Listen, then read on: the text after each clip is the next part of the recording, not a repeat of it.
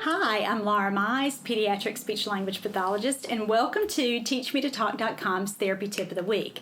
This time of year, I am all about including Christmas activities in therapy sessions with toddlers and preschoolers who are late talkers. Now, to keep things fresh for me, I like to add one or two new little Christmas toys every season, and this one is my favorite so far this year. It's a Christmas puzzle from Melissa and Doug, one of my favorite companies. Now, let me talk to you about how you can use this puzzle with your own child if they're a late talker, or if you are a therapist like me. I just love this puzzle because of the simple, bright artwork, and that really helps children as they are learning to match the pieces. I also love the chunky size, so it's easy for little hands to be able to pick them up and get them in the right spots. And those are the two biggest problems that we see when a toddler is struggling to complete a puzzle. They either don't know where the right piece goes, or they have difficulty matching, and you could think about that as a cognitive skill or a visual perceptual skill. And the second problem is with fine motor coordination. They might know where the puzzle piece goes, they just can't quite get it in the right spot. So let me share with you my best tips for addressing each of those issues. First of all, if they cannot decide where the piece goes, you really need to limit their options. So let's pretend like we're doing the star here. So what I would do is, first of all, give them the right language and say something like, look, there's the star. Where's star? Where's that star? And so I'm helping them learn to look at the puzzle piece and then scan for the correct spot. And then next, what you might have to do is really limit their options. So if you are playing with them at a table like we are here, you can just put your hands over the incorrect pieces so that they don't use that or look beyond that, and you're really doing everything you can to direct their attention to the correct spot. Or if you're on the floor, which is how I most often play with my little clients, I may even use my leg or another body part, elbows and hands and arms and everything with a big puzzle like this to do everything I can to really help them limit and hone in on where the correct piece goes. Now, if the problem is that they are having difficulty getting the piece to fit in the right spot, be sure that you're providing some physical assistance for them. Now, this usually means that you may take their little hand and move it to the correct spot, but sometimes children get overstimulated by that, or they get mad and they don't really want that much help from you. Don't do that. What I like to do is sort of nudge the puzzle piece if they don't like for me to provide that direct physical hands-on-hands assistance. Now, don't let them get so frustrated that they want to leave. That is just not worth it, and they are not learning anything. So do everything you can to find that just right spot between providing enough help for them to get it in the right place and then letting them learn how to do it independently. Now, beyond matching and fine motor practice, let's talk about the main purpose that a speech-language pathologist could use this kind of toy. Of course, for your kids who are already talking, you'll use this puzzle to teach new Christmas vocabulary, and there are some fantastic choices here for that. Now, that's fine if a kid is already imitating single words, or if he's already repeating you, he's already talking. But what do we do about our little ones who aren't quite there yet? Today, I'm going to teach you my very best ways for getting imitation going with some super cute play routines that will become pretty natural to you as you practice and as you hone your skills as you're playing with a late talking toddler. Now, you'll also be able to carry these strategies over no matter what toy you're using. So to begin to help a child learn how to imitate words, you don't actually start with getting them to copy what you say. You start with getting them to copy your actions, and that's a big surprise to lots of parents.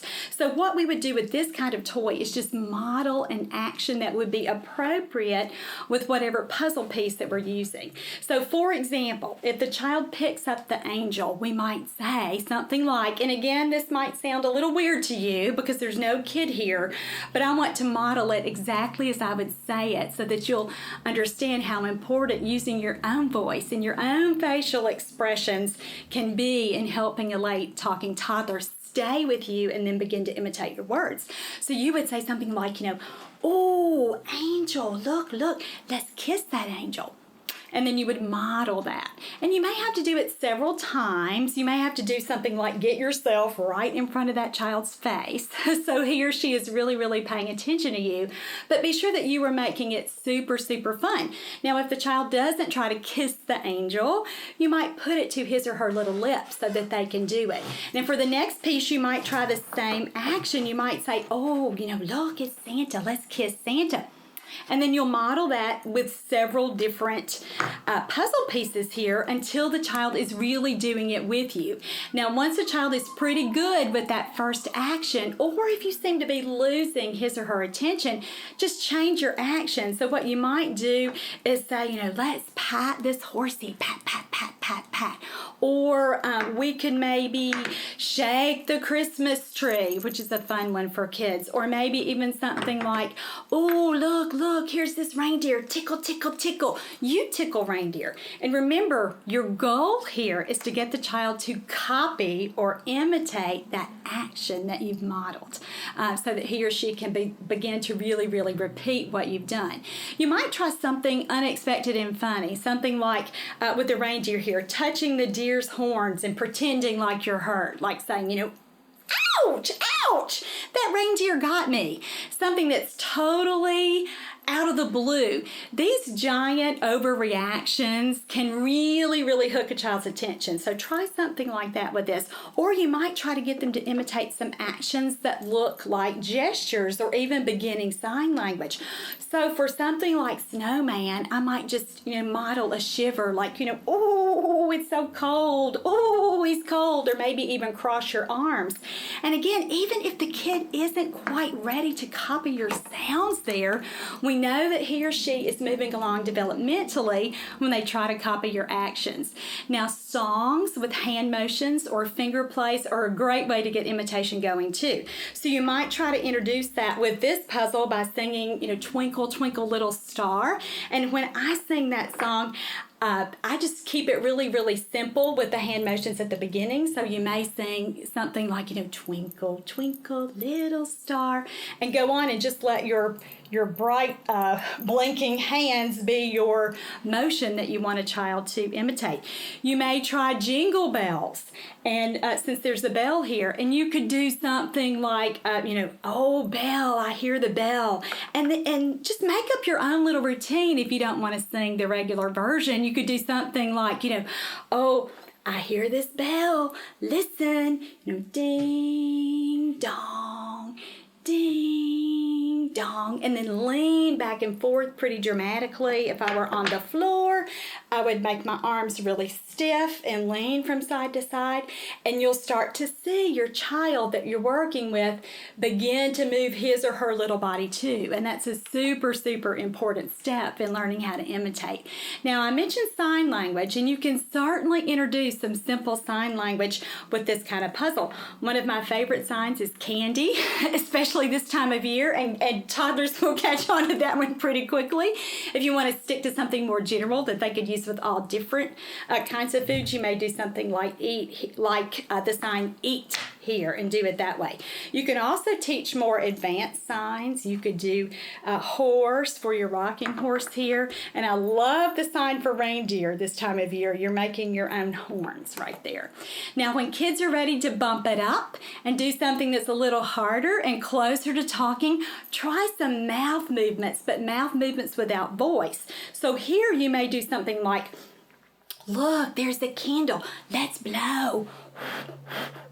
And really model blowing, and again, keep it super fun and super childlike so that you're really bringing that child's attention to you and what you're doing. You might pretend that you're going to eat a gingerbread man. You might even have them do something like click their little tongues, or like the horsey is walking. And again, you want to do as many play-based things as you can think of with the puzzle to keep them with you and to keep this fresh and exciting. Now, if a kid can do those things, move on to imitating play sounds and exclamatory words. We're not quite to talking yet, but we're super, super close. So this puzzle is fantastic for that. So something like looking at the star and, modeling, wow, wow, or something that they don't hear all the time, and change your vocal quality so that it becomes exciting and really draws their attention in. You might do some other animal sounds like neigh for that horsey, or even try something like a little play sound like ho, ho, ho for Santa. Now again, those are not words that kids may say every single day, but it certainly is a step toward talking. And so many of our late talking little friends need those in-between steps when they're having real difficulty learning how to get to single, more functional words. Now, we've gone through these play routines pretty quickly, so I've listed them all in a post on my website at teachmetotalk.com, and you'll also find that information there at the bottom of your post. Now, even though introducing all of these play routines are really easy and super fun, what you're really doing is introducing a very systematic way to move a child from being totally silent to the point where he bumps up to words and even little sentences. If you'd like more specific instructions about how to do that, my book, Building Verbal Imitation Skills in Toddlers, will walk you through that entire process step by step by step. You'll even get a little chart that you can pop up on the refrigerator or keep with you as you're working with a child so that you can remind yourself of all the little in-between prerequisite steps that children often need before they're ready to imitate words. So that's all for this time. I hope that you like this little puzzle and that you'll be able to use these strategies as you work with your own late talking child or other children on your caseload. I'm Laura Mize, pediatric speech language pathologist, and thanks for watching TeachMeToTalk.com's Therapy Tip of the Week.